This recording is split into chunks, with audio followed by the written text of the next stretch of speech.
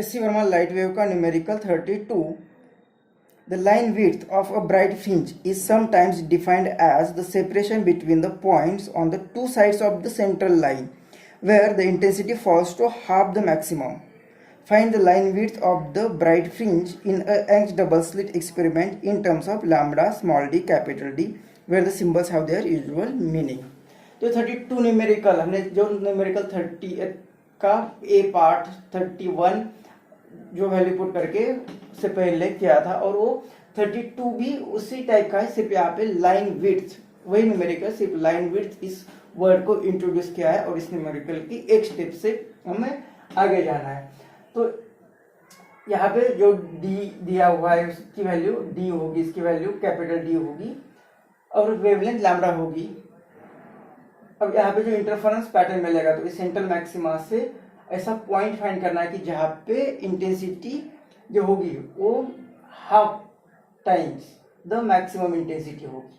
उसी तरह से इसी साइड पे भी सेम पैटर्न होगा कि एक पॉइंट मिलेगा हमें, इंटेंसिटी होगी half of the maximum intensity. तो दो पॉइंट के बीच में जो डिस्टेंस है उस डिस्टेंस को कहते हैं लाइन विड्थ, और वो लाइन विड्थ हमें फाइंड करने है. मतलब लाइन विड्थ को डिफाइन किया है और उसे फाइंड करने के लिए कहा है. तो लाइन विड्थ फाइंड करनी है, मतलब ये y और ये y, तो टोटल हमें लाइन विड्थ फाइंड करनी है, मतलब 2 इंटू ये y फाइंड करना है.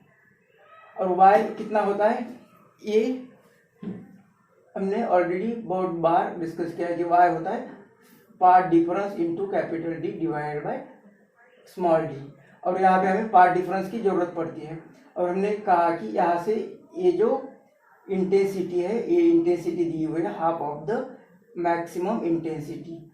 अब इंटेंसिटी का यहाँ पे क्वेश्चन पता होना चाहिए कि ये होता है 4a² cos square 5/2 is equal to 1/2.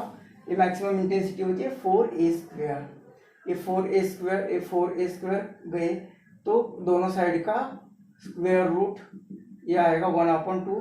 Cos का ये एंगल जो होता है 5/2 ये आएगा 5/4, और 5 आएगा यहाँ पे 5/2. तो यहाँ पे से पार्ट डिफरेंस फाइंड करते